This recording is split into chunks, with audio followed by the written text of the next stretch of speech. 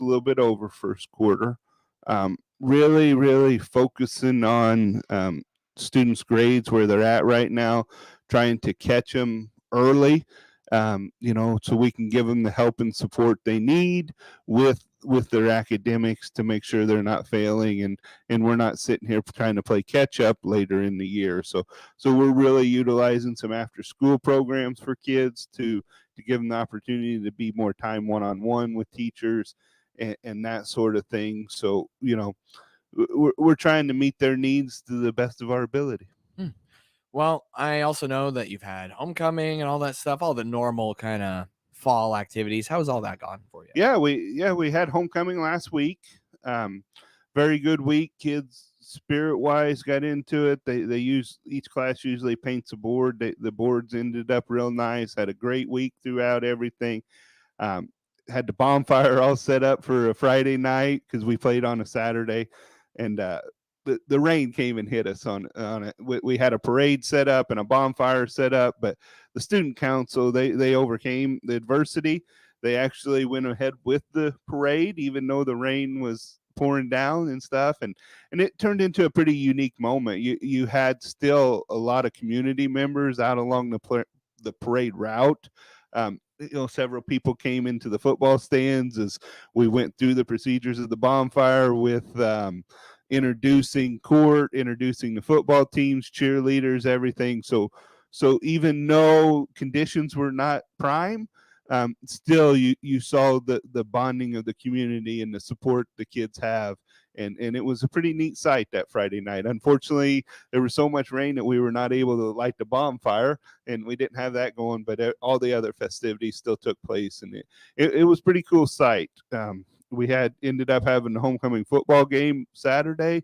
The boys did really well with that, and then we had the dance, and several people showed up for it, and it went off really well. Fantastic. What are your expectations for this school year as superintendent? My expectations are, give these kids what they need to find success, but also hold them accountable for finding that success as well too, because they're a big part of that success. We know coming off of pandemic, whatever, these kids' needs are high, but at the same time, the kids that are coming to learn and everything, we don't want to disrupt their educational environment. Our job is to give them all the tools and resources to, but if we go where disruption and things are taking place, that's hurting our environment. So really we're going to focus on the kids that want to be there, want to learn, do some stuff, give them the tools to grow and learn, and then the kids maybe that are disruptive and different things, find out how we can utilize to meet their needs where it's not affecting the needs of all the other students at the same time.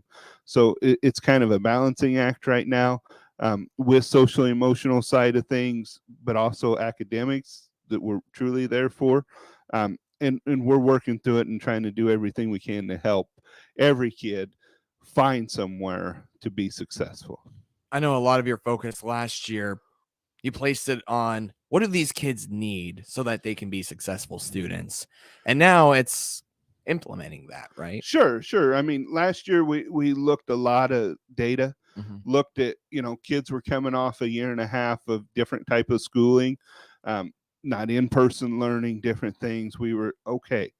Where are these kids at? What do they need to do to catch up? What do they need to do to get where they need to be? We might have needed to teach a third grade skill at the second, at the fourth grade level because they might have totally missed it with stuff. So we tried to do a really good job of collecting that data so we can meet the initial needs of the kids. Now that we have it, we have a little more data with IRA testing and everything else that's come into play. Now we can start looking at, okay, we were kind of in scramble mode to see where these kids were at and how we could help them. Now, what are we doing? Is our curriculum aligned? Are the things that we're doing aligned with what the state of Illinois wants us to do with different things? So it's kind of putting a marriage between those two things of what the kids need right then and there as far as their skills and what we are required to do, and how does that match and how does that work and how does that intertwine to make sure we're helping kids. A little bit more than a month into the school year right now. I know some other superintendents are focused on summer learning loss.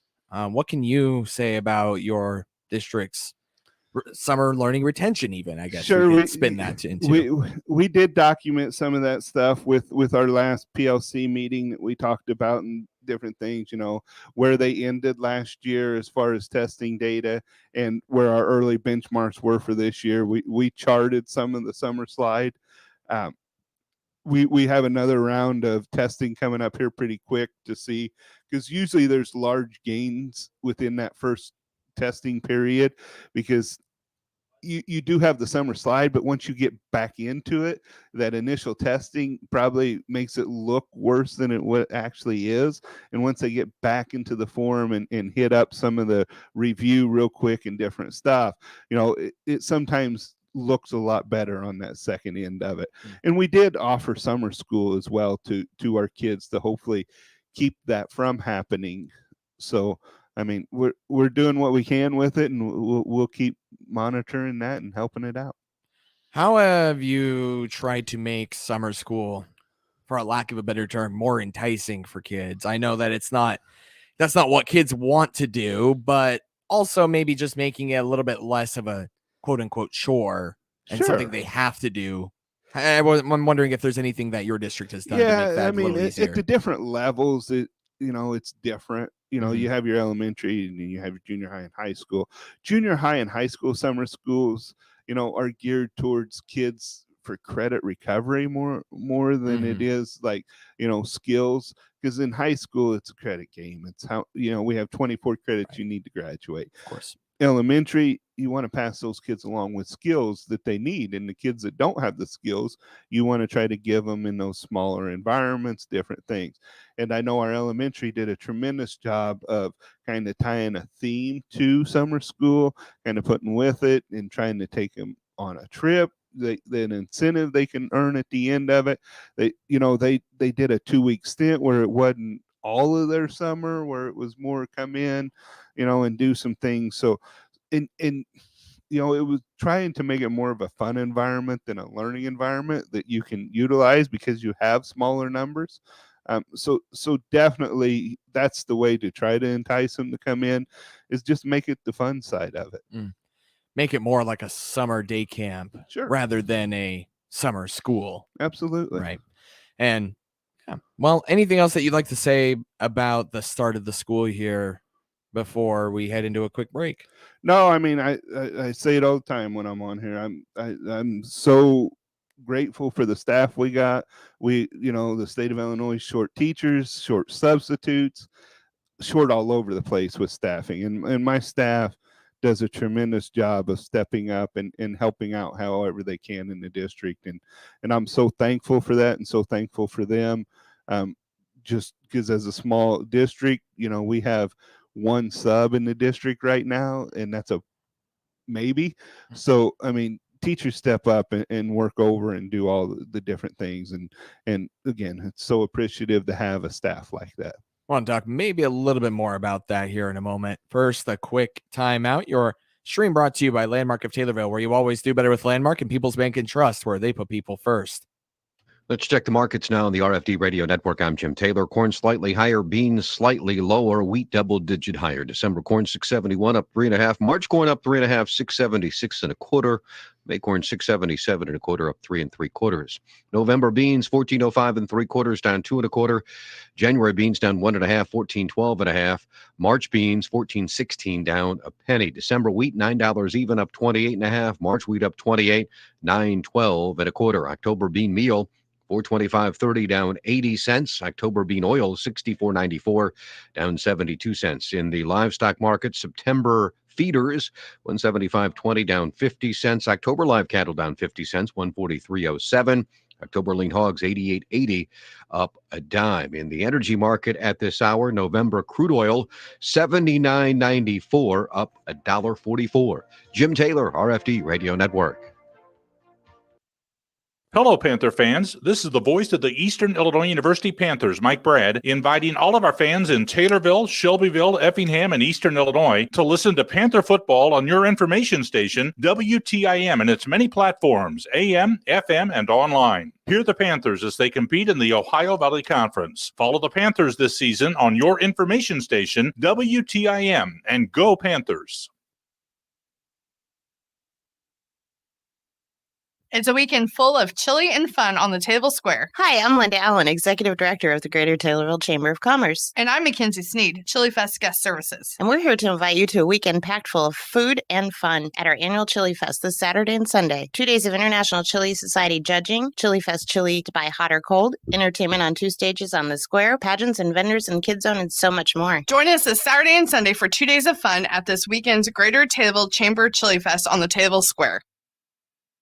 This weekend is a big weekend in Taylorville. It's the Greater Taylorville Chamber of Commerce Chili Fest on the Taylorville Square. Saturday kicks off with welcome and open ceremonies with Mayor Barry, THS Choir and Cub Scout troops, free pumpkin bowling, face painting, tractor races, Chillinois Regional Cook-Off, and a beekeeping demonstration, Chili and Salsa Awards, performances by Gracia Harrison, Marcus and Stephen Harris, pageants, and more. Come back Sunday for the Central States Regional Cook-Off, more Kids Zone, and live performances. The Taylorville Chamber will offer their famous Chili Fest chili by the court in the tent and drive-through sales both days. And you'll also find a host of arts and crafts vendors and food trucks too. For the complete schedule, click the Chili Fest icon at TaylorvilleDailyNews.com. Listen for complete coverage on all 6 Miller Media Group stations. Brought to you by Prairie State Insurance. Contact Blaine Cornwell, your insurance professional in Taylorville. Loving Arms Pregnancy Center, 500 North Walnut in Taylorville, and Jennifer Franklin, Brian Keel, Ashley May, with the Kathy Garst sales team at the Real Estate Group.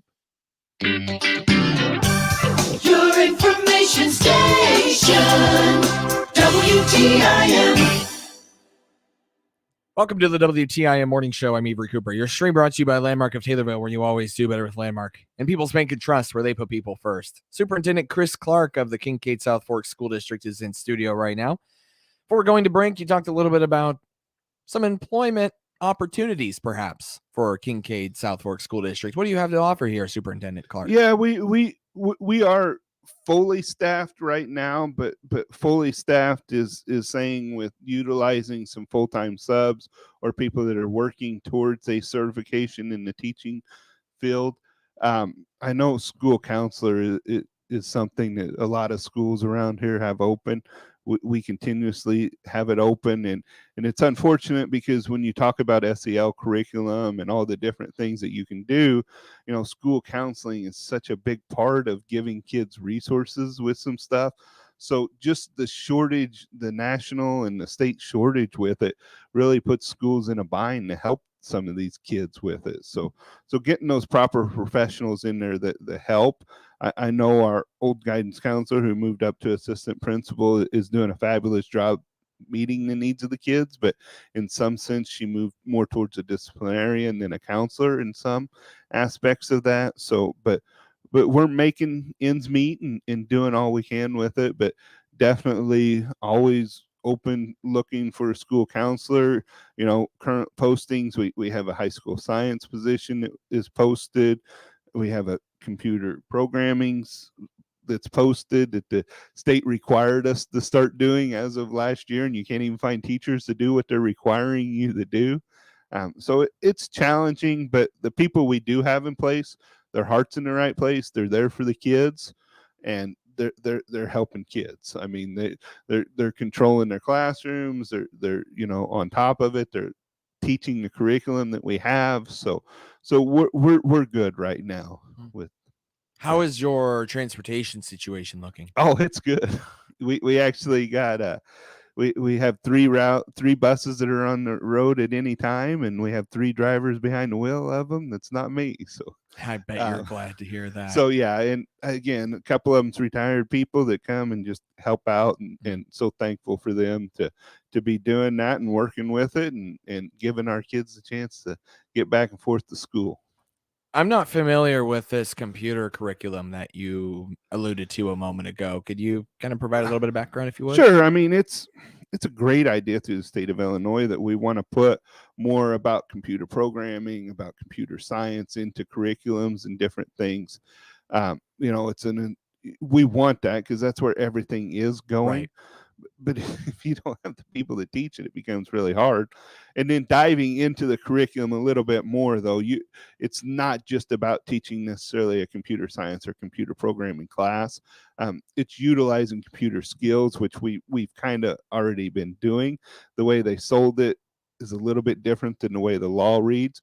So it's more of like an intensive computer class now that you can do through your English classes of using Microsoft Word and knowing computer literacy that way. So right. And as you mentioned, it's a fantastic idea, but for small districts like yours, it can be tough to find people to teach those. Yeah, when you want to go into more like the computer programming or computer science side of it, yeah, it becomes challenging. But we're fortunate enough to be part of CACC that we've talked about several times, and they do offer a programming class up there that kids can go take and do, and they actually can leave there with some certifications that would help them get computer jobs in the future. Right. And CACC, remind me the ages that they serve.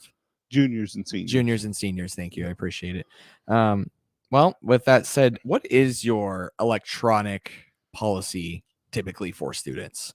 Are you talking about like cell phones? I mean, what? I'm not sure if you have MacBooks or not. And we have Chromebooks. That's what we have actually been really fortunate as a district. We have been 1-to-1 Chromebooks for probably 6 to 7 years now. Briefly here, what is 1-to-1 on that? Each kid has a Chromebook that they have a carrying case for, charger they take home. A lot of stuff is Google Classroom now. A lot of stuff's online that they do, videos and different things like that. So yeah, each kid has one of those. At the elementary, they're 1-to-1 too, but necessarily the younger levels don't take them home. Okay. But they have the ability to do so with it. Our other electronics with cell phones have become a real issue because they are just an interference with the educational environment. So we've really cracked down on them, and kids are not allowed to have them within the classroom, within the building. They can use it at lunch and things like that. But I've been asking a lot of superintendents this question. Is there a social media platform that concerns you as an educator and school administrator? They are all distractions. All distractions, I suppose, but is there one that maybe concerns you more than any of the others? I mean, they all have their value in ways. I guess some of our job is to try to educate kids on computer literacy, how to utilize those programs to the effective way that they're designed to do. I understand bullying and all that stuff takes place. And those social medias actually help us when kids communicate with us and show us those things, because now we do have documentation of bullying and different stuff, but a lot of times they don't bring it in and show us. My more fearful side of any kind of social media side is, the scary thing that young kids are putting themselves out there. And there's predators out in this world. There's sick people out and that, that target some of those. So I want to educate those kids on, don't put themselves in a situation where they're putting them in danger, because like I said, there's predators that utilize this stuff, that trick people, that go. And I mean, you're young, you're influential. I mean, there's adults that get scooped whenever like they get an email about British person wanting some money, I and almost they'll picked up a repay you. telemarketer the other day.